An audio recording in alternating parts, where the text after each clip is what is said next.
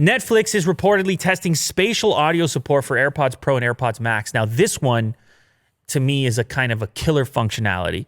I was goofing with this stuff today, actually, because I'm working on a video, AirPods Pro versus Galaxy Buds Pro, which is the comparison you would expect. The Galaxy Buds Pro just came out. They have Pro in the name. So I was curious about it. I just started testing. I'm going to shoot a video on Monday, actually, because I want to spend a little bit more time.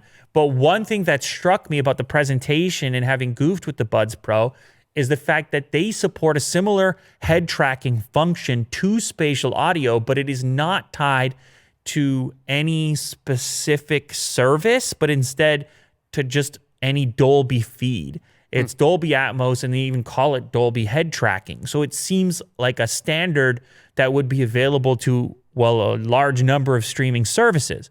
On Apple's side, for the time being, their spatial feature has been with movies purchased directly from Apple, and there's been a couple streaming services added, but not Netflix.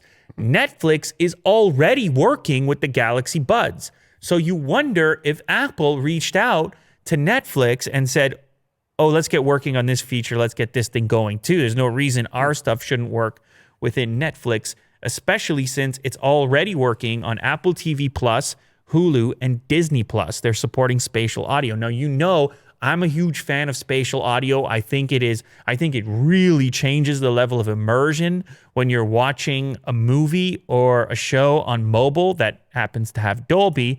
It's a whole different experience. So what's coming up in the video I'm going to shoot on Monday is the comparison of the two to see where they're at. And Netflix bringing support for Apple's version of spatial audio is only going to make this feature more important to people, because now, well, the variety of content you consume supports it. It's more of a reason for you to have it.